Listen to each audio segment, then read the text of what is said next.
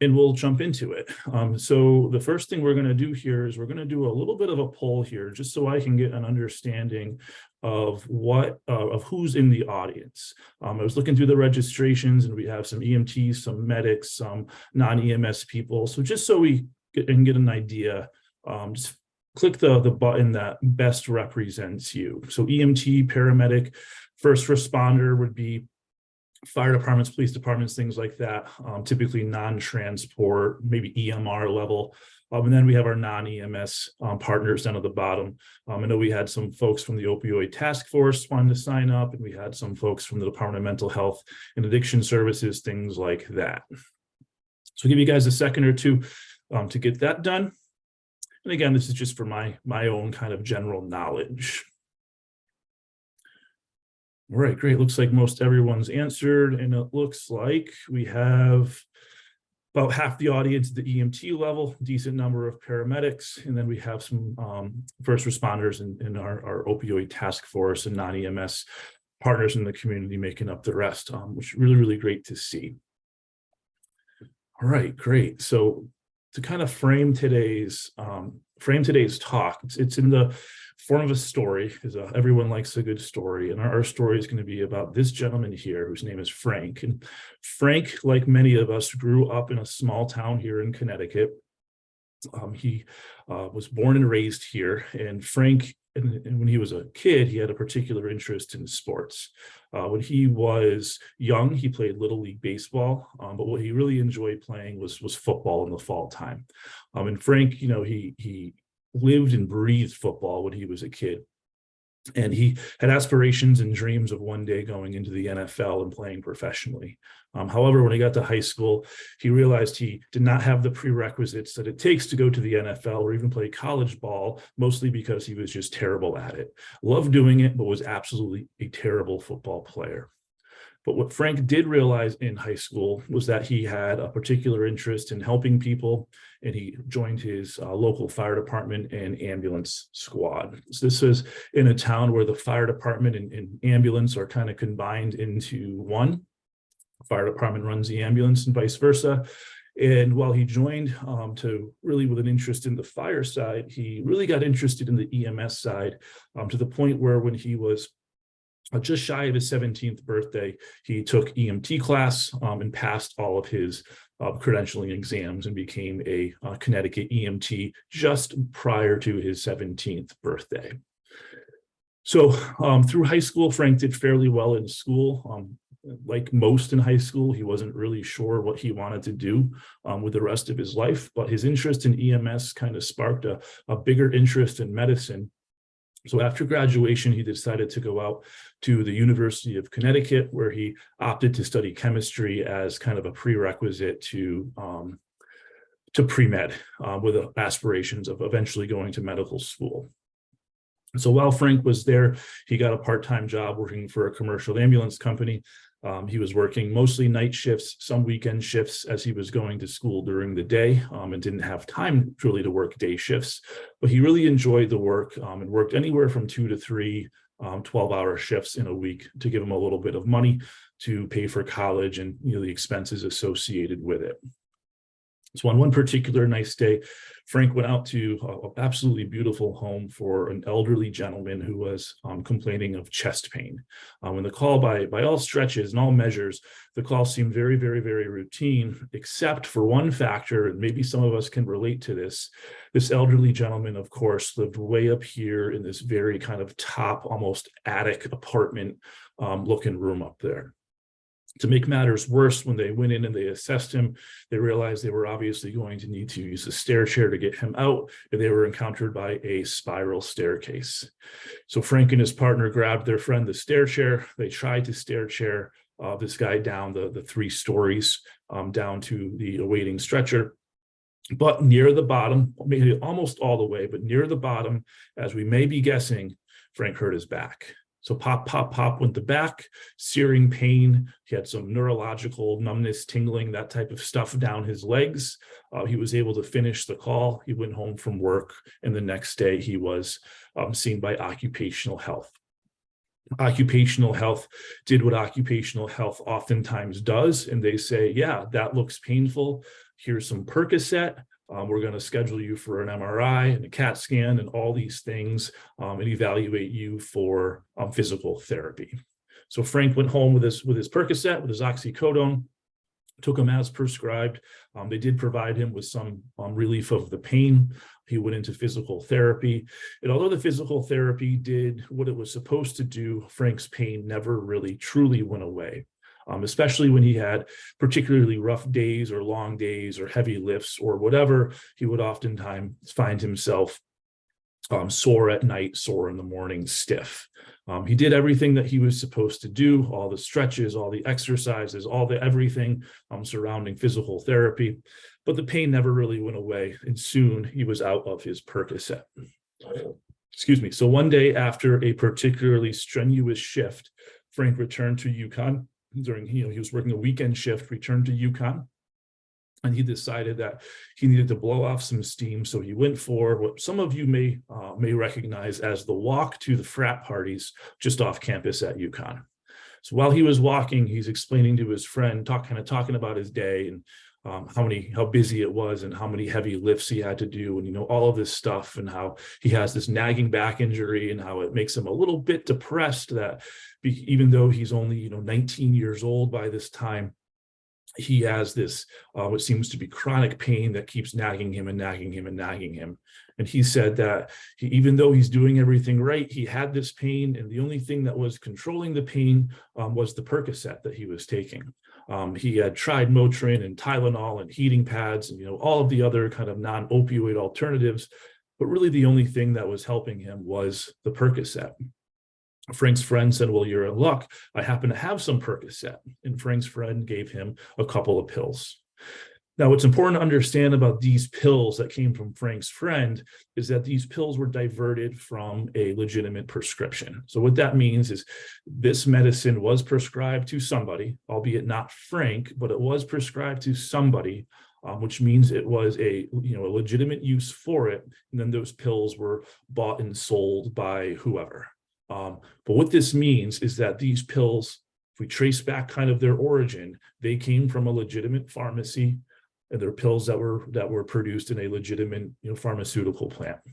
So what's important to understand about that is we know, based on FDA standards and all the regulatory bodies and all of that stuff, we know exactly what is in these pills. So Frank took these, went to the party, had a good time. The pills worked. He was pain-free for a while. And this is where we start to get into kind of the talk of the perception versus the reality. So pretty famous kind of picture here, or kind of metaphor here, where we have the perception of what's going on versus the reality of what's going on, right? And oftentimes the perception is only a very, very kind of small percentage of what's actually happening. And in this case, we're talking about what's kind of happening in Frank's brain, in his mind, what's going on. And what Frank understands is that Frank sees that he has pain relief. He has this injury that, that through no fault of his own, he had this workplace injury that keeps nagging him and nagging him and nagging him and really kind of affecting his quality of life. So in Frank's kind of mindset, or Frank's perception of the situation, is he's going to be taking these Percocet to get pain relief and to go on with his everyday life and his kind of just his overall being. But what Frank doesn't realize is his brain chemistry is actually starting to change. And it all kind of revolves around this concept of addiction and dependency. And anything that you talk about with brain chemistry, you have to talk about some neurotransmitters. So in your brain, you have this thing called your reward center. And your reward center is the thing that basically encourages you to do the right thing. So we use this reward system. I always think of, training a puppy, and we always want to reinforce good behavior, because if we reinforce good behavior, it means that good behavior is probably going to be repeated, especially if we reinforce it continuously over time. Now, the neuroscience is that when we reward our brain, or when our brain gets rewarded, we release a little bit of dopamine.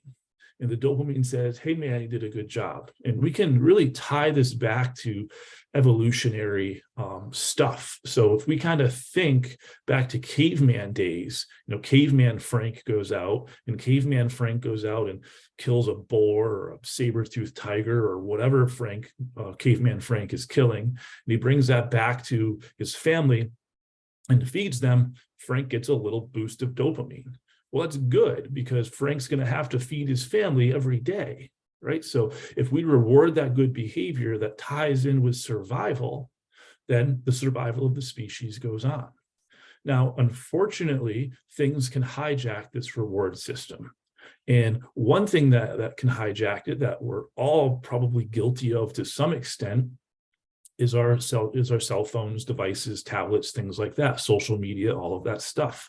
So if I log into Facebook or Instagram or TikTok or, pick your poison, every time you view something, every time you scroll, every time you get a like, every time you get a notification, all of that stuff gives you a little kind of burst of dopamine.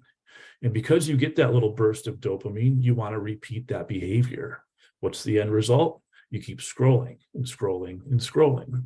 And, this is the way that these products and these concepts are designed with this neuroscience kind of in mind. So where do opioids fit into all of this?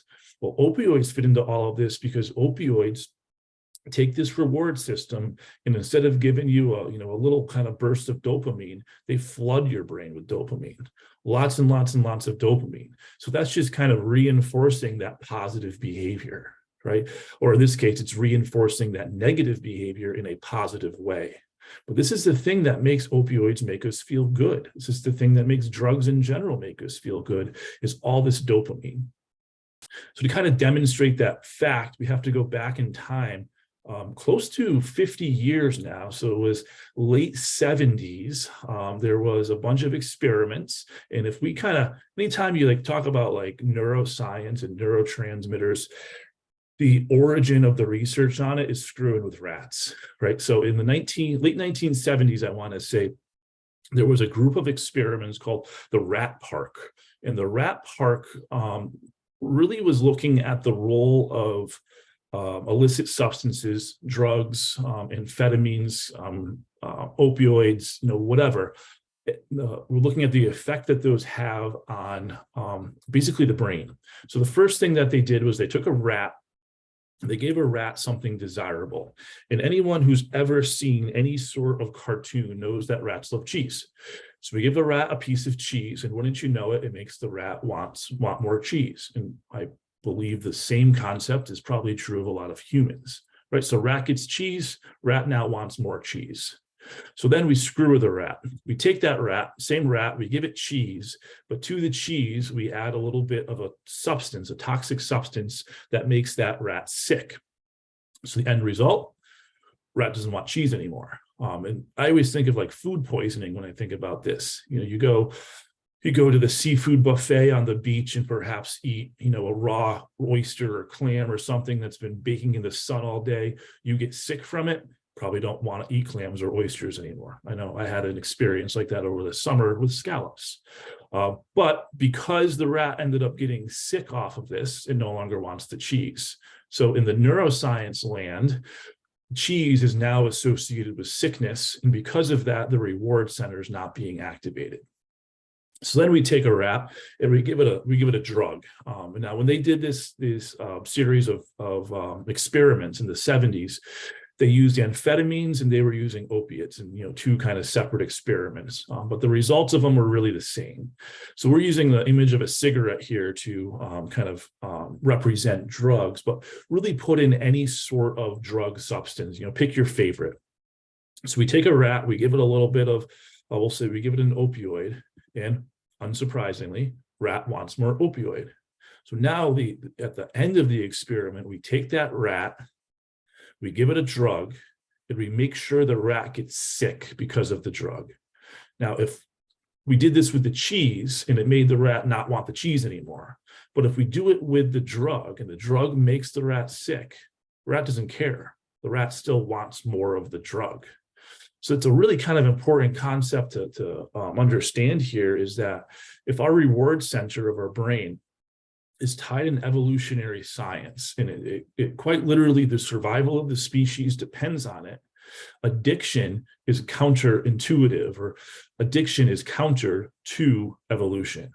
It is, in direct opposition of survival of the species. I think that's a really kind of important point to understand here, is that when we're talking about addiction of anything, any substance, any drug, it really is a change in brain chemistry. And this is something we've known for 50 years, at least. So if we go back to Frank, Frank started getting Percocet from his buddy, and he started needing more and more and more of it. And because of that, the kind of supply that he was getting from it, if we were to trace back the roots of that supply, it's no longer being diverted from a legitimate prescription. Now he's starting to buy drugs that came from, who knows, they're illicit, kind of, I guess, counterfeit Percocet is a good way to think about it, that are made by some guy in a garage or in a plant or, whatever, without any sort of FDA regulation, DEA regulation, whatever. So we don't really know what's in these pills. Frank starts to take more and more and more.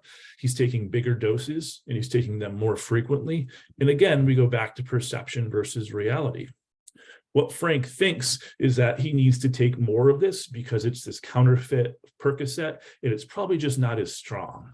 Frank also thinks, well, maybe my pain's actually getting worse, and my medication requirements or my pain management requirements are starting to go up. But either way, the reality of what's happening is Frank is building up a tolerance. And a tolerance is nothing more than a person requiring more of a drug or more of a substance to achieve the same effect, right? So if you take your first Percocet, you take one, knocks the pain out, you're good to go. You continuously take that same dose for a period of time. That one Percocet's not going to do the job anymore. Some of you may have this with coffee. A single sip of coffee when you first started drinking coffee was probably enough to wake you up. Now you're maybe up to a cup, 2 cups, 3 cups, maybe more. All attributes of tolerance. So Frank starts to take more and more and more of these, what he thinks are Percocet. He's not doing anything, he's not snorting them, he's not injecting them, he's not doing anything like that. He's taking them as pills, and has a tolerance building up. And eventually over time, Frank's grades start to kind of go down. He's still not really sure what he wants to do with his life. His grades aren't very, very good. He starts to become a little bit more withdrawn from his friends. He starts to really kind of get into a slump, becomes really, really kind of depressed, not really sure what he's doing, not really sure what he's going to do, but continues to take these pills to kind of, help him out. Now, because his grades start to slip, he already didn't really fully know what he wanted to do in the future. Those two things combined make Frank leave UConn. So after a couple of semesters, he leaves. He decides to move back home with his parents for financial reasons, because also he was living on campus. So you can't live on campus if you're not a student anymore. Didn't have enough money for his own place because he's spending a lot of money on drugs. But he moves home. He tells his parents, I'm not really sure what I want to do with my life. He's still working for the EMS agency. He's going to work for a little while, save up some money, and kind of figure things out. Again, not uncommon. Parents gladly welcome him home. But within a couple of weeks, his parents come home and they find Frank unconscious from an apparent overdose.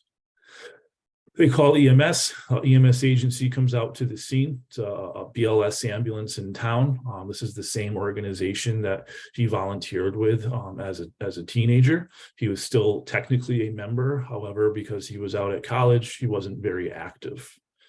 His former colleagues come out. They find Frank unconscious. They find him with a respiratory rate of 6. They find him with an initial pulse ox of 84%. They find him with a heart rate of 52 and a blood pressure of 82/54. So certainly none of these numbers, none of these findings are anything beneficial. So we think, first thing we got to do for Frank here is we got to take care of those ABCs. They open his airway. They begin bag valve mask ventilations, and I'll give a tip of the hat here to the BVM technique that we'll look into a little bit later here.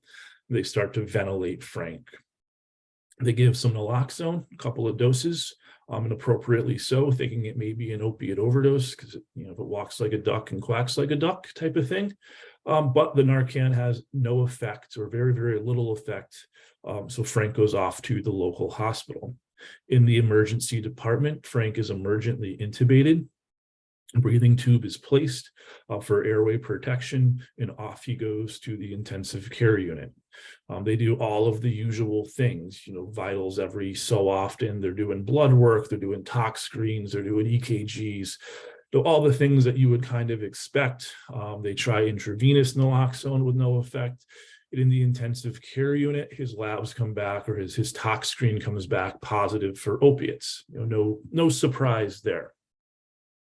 Now, fortunately, Frank starts to regain consciousness within a few hours after being admitted to the ICU. They keep him sedated and ventilated for a little while overnight. And then the next day, he's able to be eventually extubated, weaned to nasal cannula oxygen, and they keep him for observation, but eventually discharge him. Now, in Frank's discharge orders, he's provided with all kinds of resources for opiate addiction, for recovery, for rehab centers, detox facilities, all that type of stuff. But Frank kind of just shrugs that off, tosses it in the garbage, because Frank doesn't feel like he has a true addiction or dependency. So Frank kind of goes back to life, but Frank's got a couple of nagging questions in his head. The first question that he has in his head is, well, if the lab work shows that it was only opiates, and I'm taking the same doses of opiates that I've been taking all along, why did I end up intubated and not, the way things usually go? And just out of pure kind of coincidence, right around that same time, there's a drug bust, not far from where Frank lives. They confiscate some fentanyl powder, some fentanyl pills, or what are suspected to be fentanyl powder and pills. And they send it off to our friends at the lab. So when the lab kind of starts to process this and analyze it to figure out what is in this powder, what is in these pills, they find that it has some xylazine in it. So these pills are a combination of fentanyl plus xylazine plus some other kind of, substances that really don't contribute to the effect of the drug, but are just used to cut it to make a profit.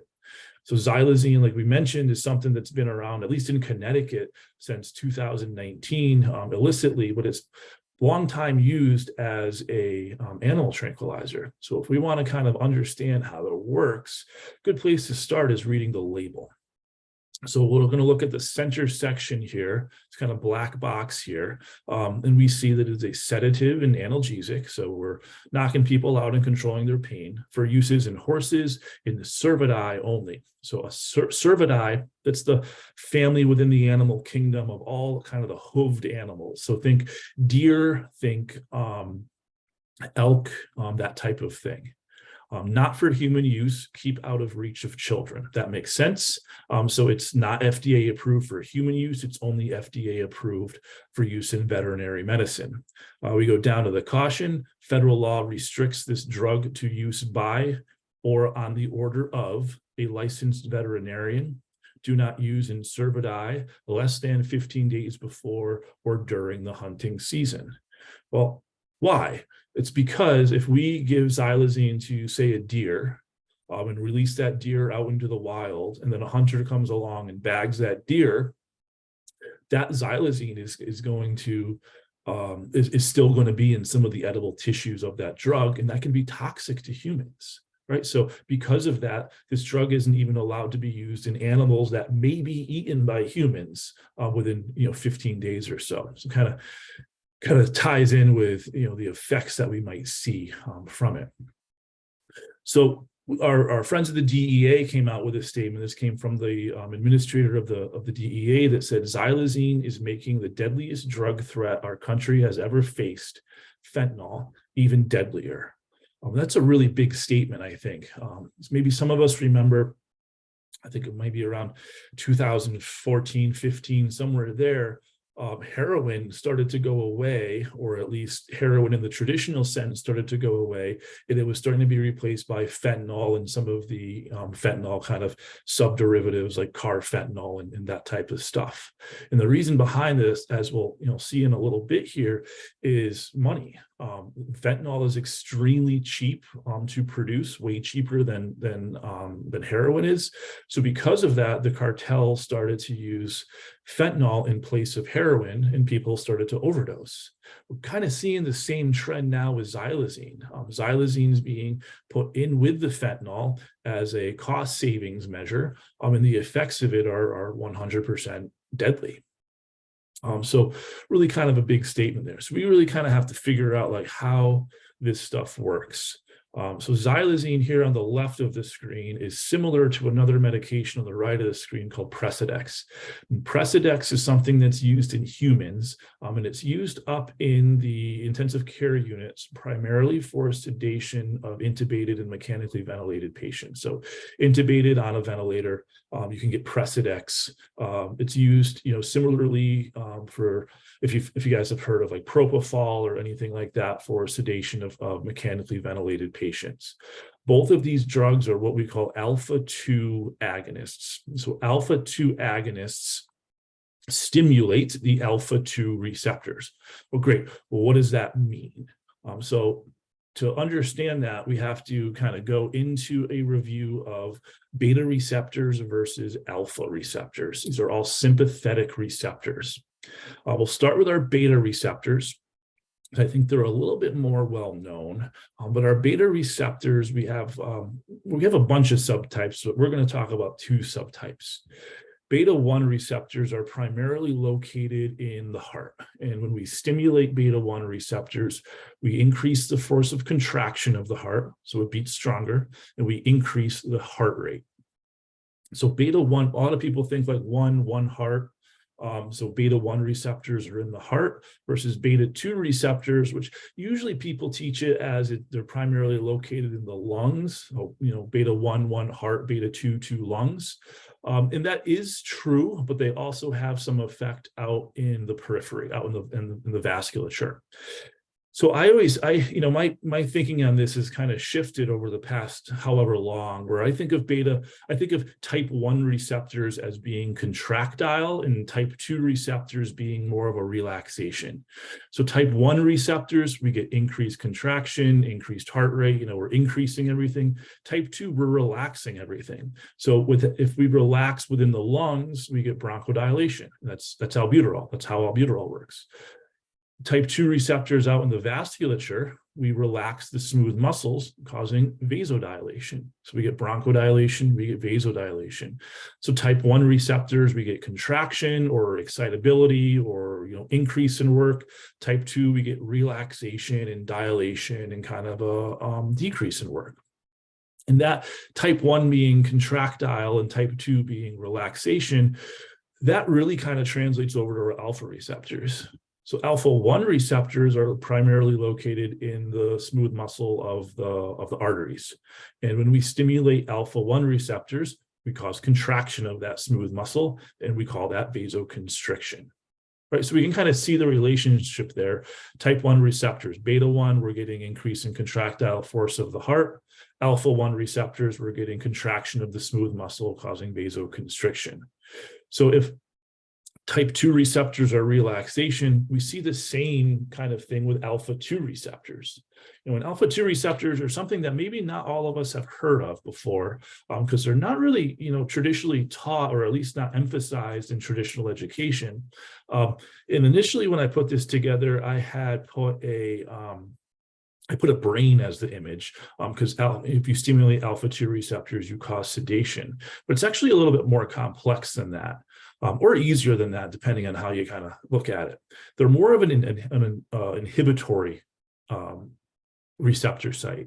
So when you stimulate alpha-2 receptors, you get a decrease in the release of epinephrine and norepinephrine. So let's just talk about that. Epinephrine and norepinephrine, we maybe know are catecholamine hormones or sympathetic hormones. we talked, just a second ago about if I stimulate beta-1 receptors, I cause contraction. If I stimulate alpha-1 receptors, I cause contraction. Well, the question is, stimulate with what? And the answer is epinephrine and norepinephrine.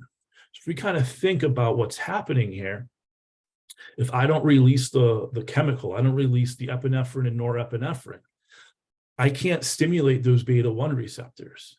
If I can't stimulate beta-1 receptors, I can't increase the force of contraction. I can't increase heart rate. So what do I see? Well, I see the opposite. I see a decrease in heart rate. I see a decrease in myocardial contraction, right? I see kind of those two things. So bradycardia and a decrease in contractile force. If I can't stimulate my alpha-1 receptors, I get vasodilation. Right. So the net results that I see here is I get a decrease in cardiovascular function, and I get a decrease in heart rate, and I get an increase in vasodilation. You add all of those three things up, you add all of those three things together, and you get bradycardia, you get hypotension. Now, the other thing that epinephrine and norepinephrine do is they act, if you're not acting on a target organ or a target receptor like an alpha or beta receptor, they are responsible for transmission of neurological impulses from neuron to neuron. So if I want to go from neuron A to neuron B, I have to release a little bit of usually norepinephrine to cross the synaptic cleft to actually make that impulse go to where it needs to go. This is particularly important for this drug in the brainstem. So if I stop the propagation of an electrical impulse in the brainstem, I stop some of what the brainstem does. So what is it the brainstem does for us? Well, it does a lot of things. The brainstem is responsible for respiratory rate. It's responsible for respiratory pattern. It's responsible for sleep-wake cycle, all of those things.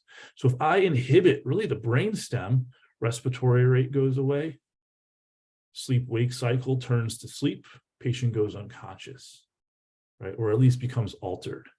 So we have kind of a lot going on here, but we can summarize it by saying we get a decrease in our brain function.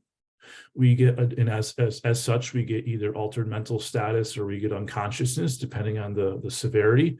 We get a decrease in cardiovascular function, as seen by bradycardia and hypotension, and I get a decrease in respiratory rate.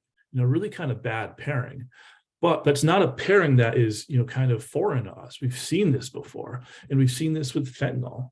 And in fact, a lot of the kind of assessment findings with xylazine and fentanyl are very, very, very similar, if not identical. So, xylazine causes all the things we talked about. Fentanyl also causes those things, but it's actually more than that, right? When we add two chemicals or two drugs of similar profiles, of similar effects into the bloodstream, or into the body, we get an effect, or we can get an effect, and we do in this instance, of what's called synergy or a synergistic effect. So here's our bloodstream. And our bloodstream has a lot of things in it. We have red cells and white cells and platelets and all these things, plasma. One thing that we have within the bloodstream is we have this plasma protein called albumin. And albumin's a really kind of fascinating thing. It does a lot of stuff for us. It maintains blood volume. It does all this good stuff for us. But the thing that we're going to talk about today is albumin participates in what's called plasma protein binding. So what that means is that if I take a drug, and we're going to take fentanyl here, and I add fentanyl into the blood, whether I'm smoking it or snorting it or shooting it or taking it as a pill or whatever, when it enters the bloodstream, a certain amount of that fentanyl is going to bind to albumin. In the case of fentanyl, it's around 85% of the available fentanyl binds to albumin. So what that means is that only the unbound, or what we call the free fentanyl here, is usable by the body. So that free fentanyl that's not already bound up by albumin is going to circulate until it finds an opiate receptor. It's going to bind to that opiate receptor, and it's going to have the effect. That could be if we have a therapeutic amount of fentanyl in the body, that'll cause pain control. If we have too much fentanyl in the body, we're going to get the respiratory depression and the mental status and all the things that we would expect. So that's if we just have fentanyl in here. We have most of the fentanyl bound, some of the fentanyl as free fentanyl that's usable. Now, if we add in another medication or another drug, and we're going to add in xylazine here, xylazine also wants to bind with some of this albumin, but fentanyl already is taking up a whole bunch of seats at the table, right? Fentanyl is already bound to albumin. So we end up seeing here is this xylazine comes in, it fights with fentanyl for that kind of seat and albumin and kicks a certain percentage of that fentanyl off. Now I have more usable fentanyl in the bloodstream, which means I get more of an effect. What I also have here is that all the xylazine that wanted to bind to the albumin can't, because all the seats are filled. So I get into a situation where the whole effect is greater than the sum of the parts. The whole is greater than the parts, meaning that if I just had fentanyl or just had xylazine, I'd have some effect. But because I have the two of them, both fentanyl and xylazine are more effective or have a more of an effect on the body, and I get a more substantial symptoms from it. So we call this synergism or a synergistic effect. And that kind of explains a little bit of what we're talking about here. But we have to kind of switch to the why. Like, why? We're going to take this from two perspectives. The first is, why would people want to sell drugs that are deadly to, we'll call them consumers, to buyers? It doesn't seem good for business.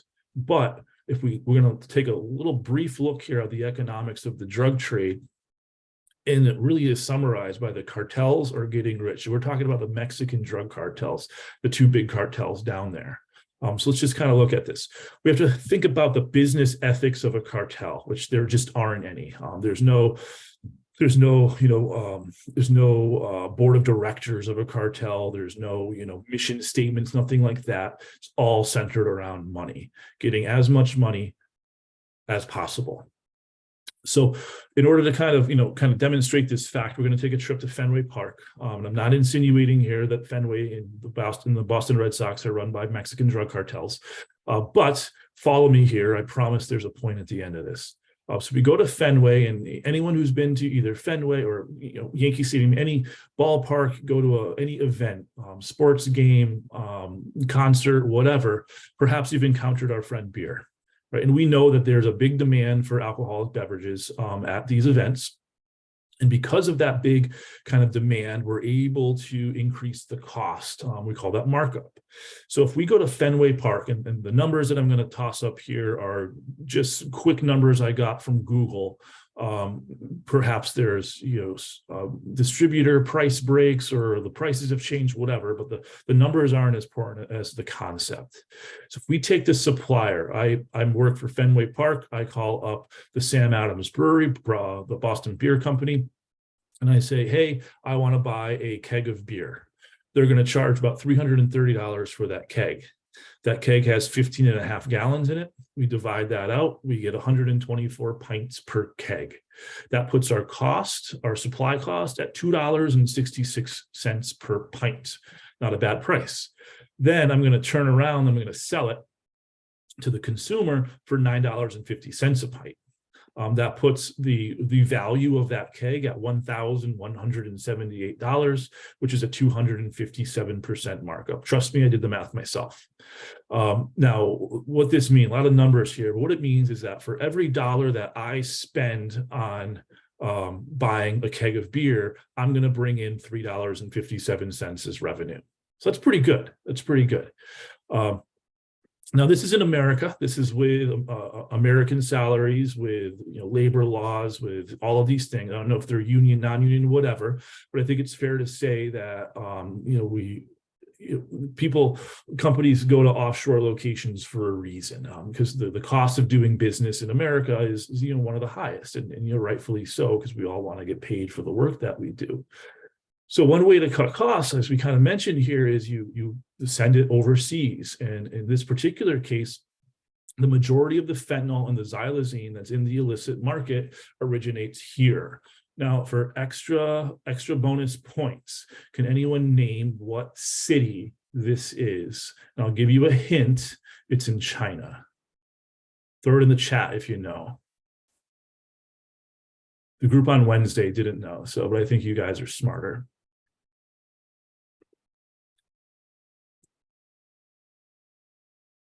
Beijing, Shanghai, Beijing. All of you are wrong. I'll give you a hint. Think COVID.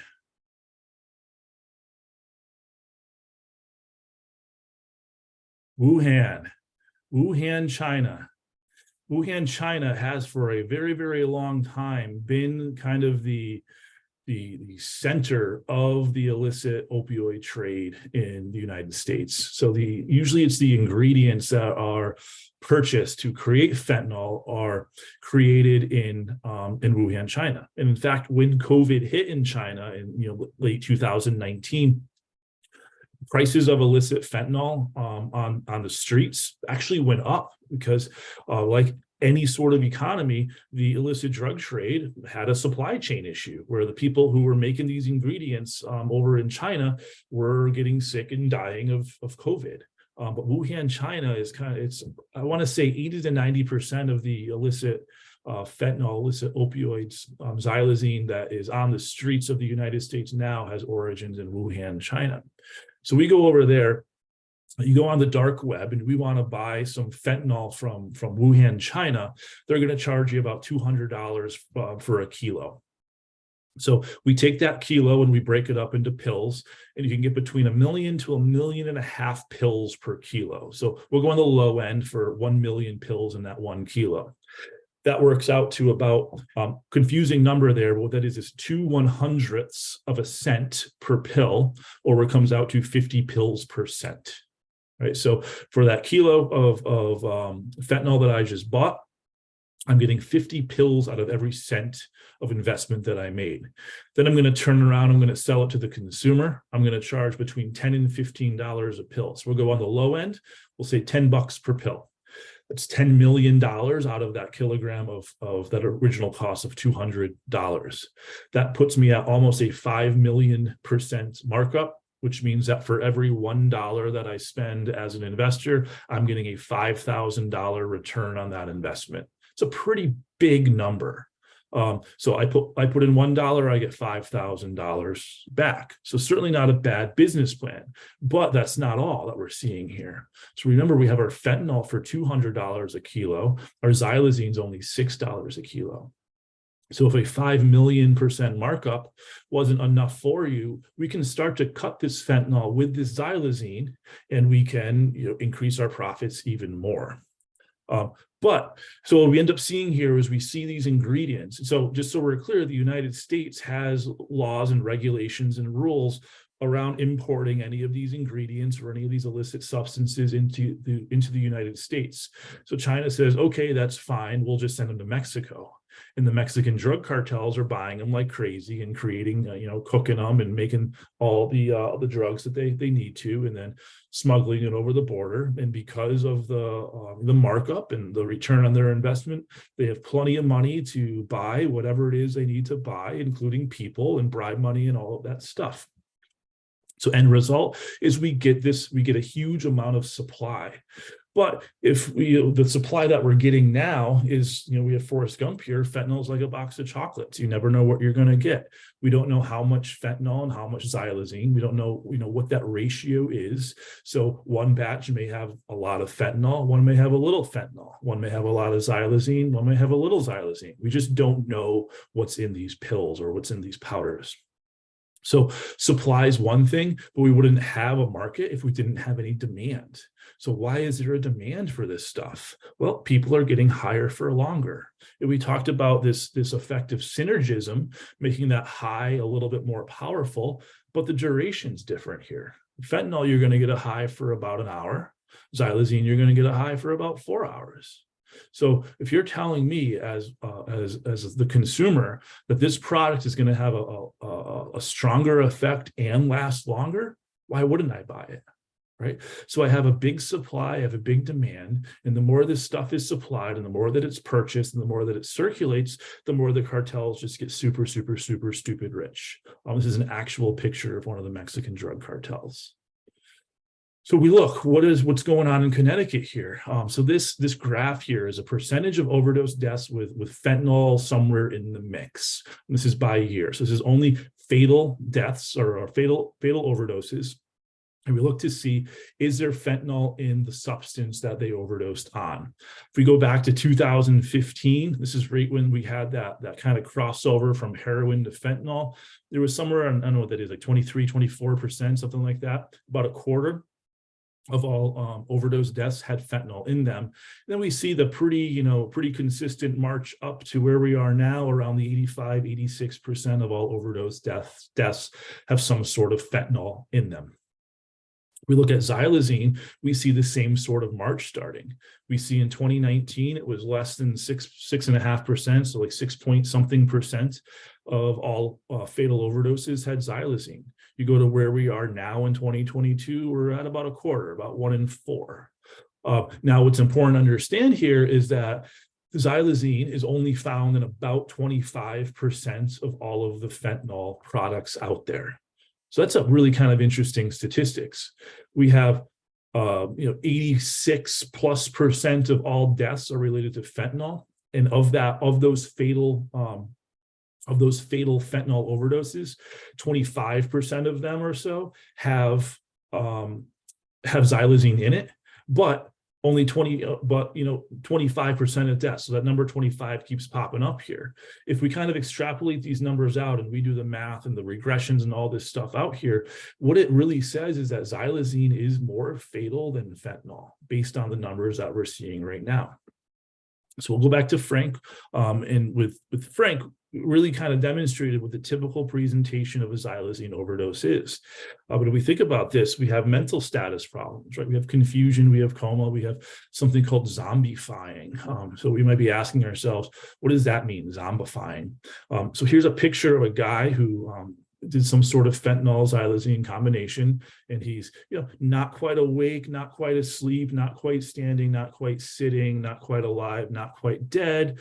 We might call him undead, right? So certainly we can see where that picture of the zombie comes from. Airway and breathing stuff, decreased respiratory drive, need for ventilatory support. That's decreasing that brainstem function, right? Circulatory system, we're seeing hypotension and bradycardia. Right, we talked about epinephrine, norepinephrine not being released. We're unable to stimulate beta-1. We're unable to stimulate alpha-1. The end result is we get bradycardia, we get decreased contraction, and we get vasodilation, all contributing to hypotension. We expect to see a low pulse oxygen for the medics in the room, a high end tidal, right? If we're not breathing, we're not exhaling the CO2, we're going to start to build that up. And as we build that up, we start to become acidotic, respiratory acidosis, and all the bad things that come with dropping pH. We also can see these skin lesions, I think is the best term for them here, where we have these really kind of nasty looking wounds. So this comes from folks who are injecting these fentanyl xylazine. And just so we're clear, like xylazine is hardly ever seen on its own, at least not yet. It's almost always in conjunction with fentanyl. So when they're injecting this fentanyl xylazine combination, it can lead to these skin lesions. And the interesting thing is that these skin lesions don't necessarily happen at the point of injection. So I can inject this in my, say, left arm, but I can get a lesion like this that pops up on my right leg. So it's not specific to the injection site. Now, these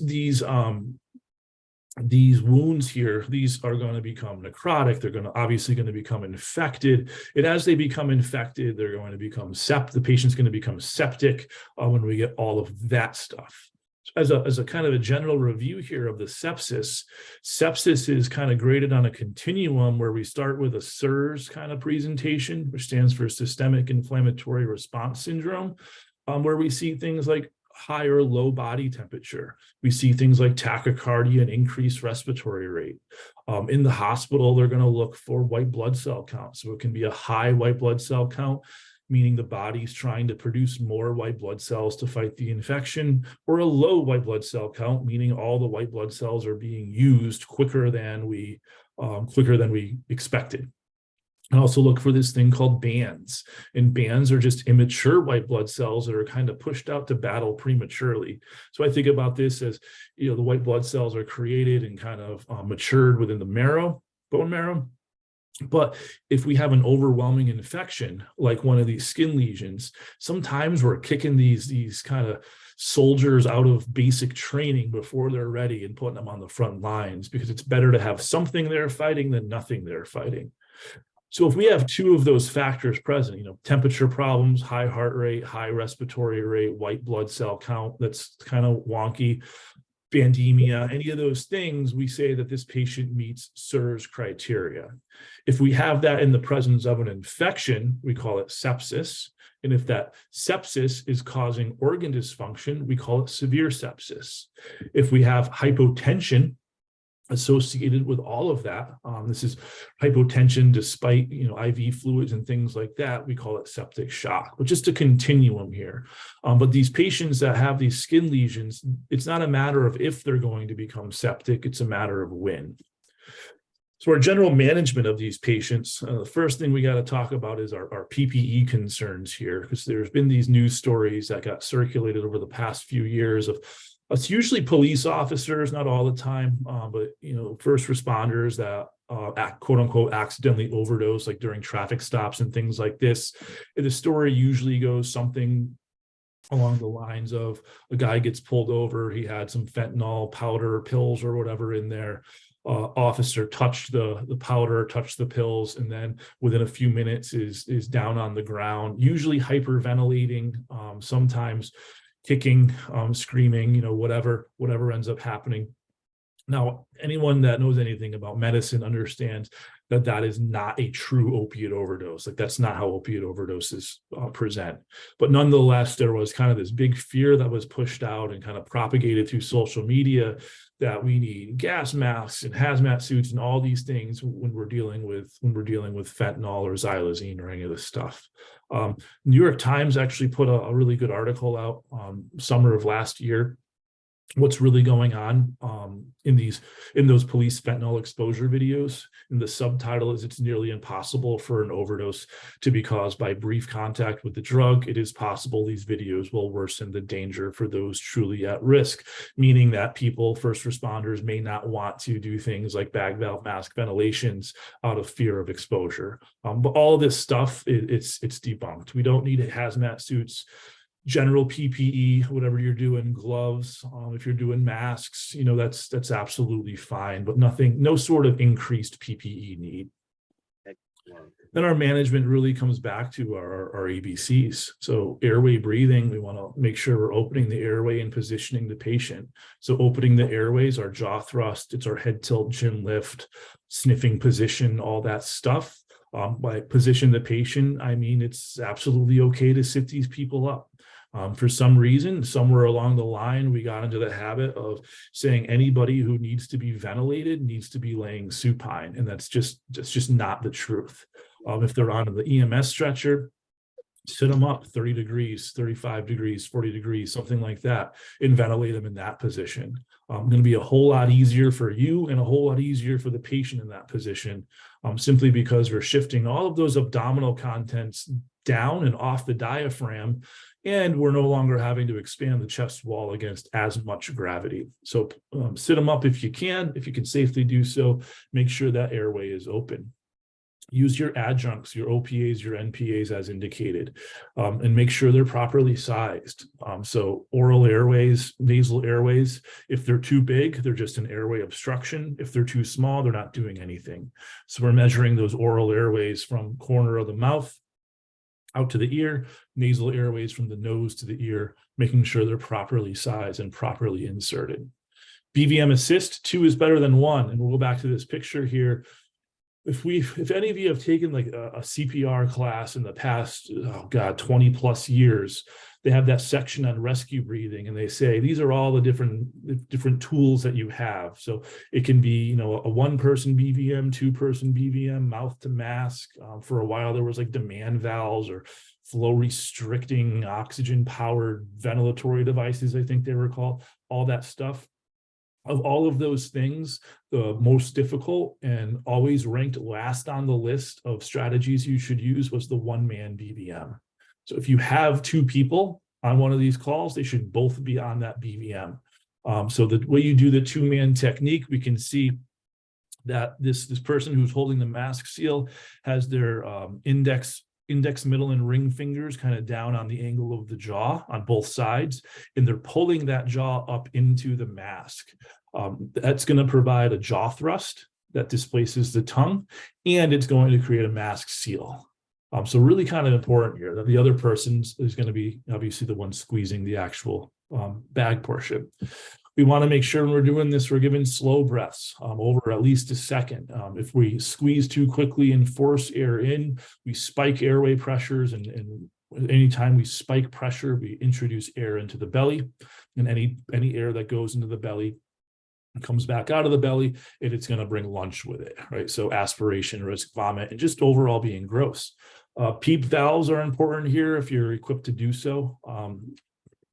And then on our physical exam or our other treatment here, we want to make sure we're doing a physical exam, looking for any of those lesions, skin lesions, looking for any signs of trauma, making sure we're trending our vital signs, looking for any apparent bradycardia, hypotension, looking for any other causes. So is this patient hypoglycemic? Is this patient have a head injury? Are they having a stroke? Don't necessarily commit to overdose without ruling other causes out. Obtain a history if possible. So what did they take? How much did they take? How long ago did they take it? How did they take it?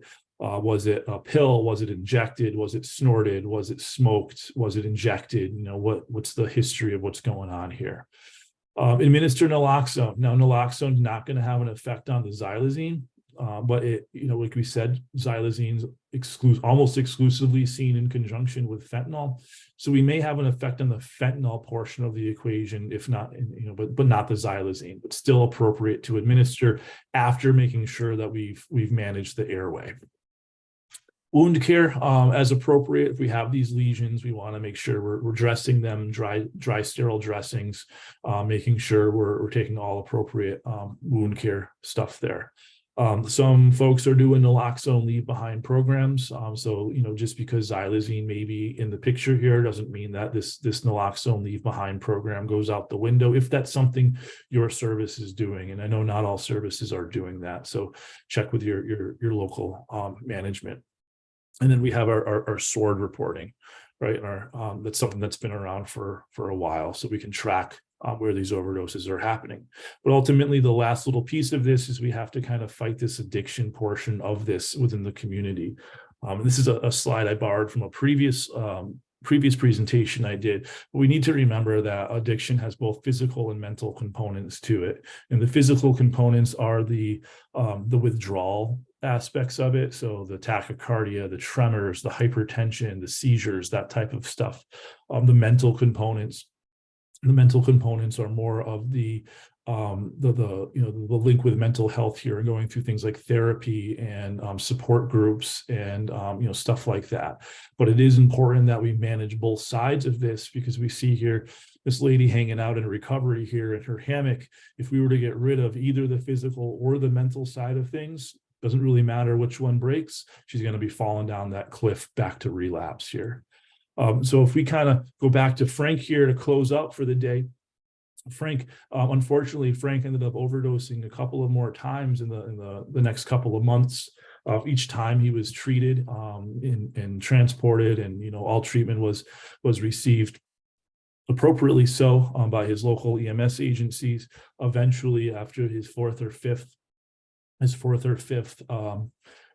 overdose, he actually read his discharge instructions and realized, like, hey, maybe this isn't right. Maybe I do have a problem. Now, Frank reached out through 211 and was able to get through to some, if we look in the kind of the middle of the screen here, we see mental health and addiction services. This is a really good starting place for a lot of people. whether it be patients, providers, whoever, to reach out to get resources and help that you need. So, Frank, eventually he was able to enter into a rehab group. He did go through detox. He did go through kind of all the things that we would expect him to go through, but he also did have a couple of relapses along the way. And it's important to understand that relapses are things that are probably going to happen during a recovery. And if we just look at the straight numbers of opiate addiction, it's something like somewhere in the neighborhood of 80% of all people who enter into a treatment program are going to have a relapse. And that's part of kind of the game here. But it's important to kind of understand that rehab and recovery is an everyday battle and everyday activity, and that's something that we need to be empathetic with our patients. So with that, we're going to close for the day. It's been right about an hour here. I want to remind everybody here to make sure that you've signed in for CME credit. I'll enter that link to do so in the chat one last time. And with that, I'm going to stop the recording, and I'll take any questions or comments that you guys have.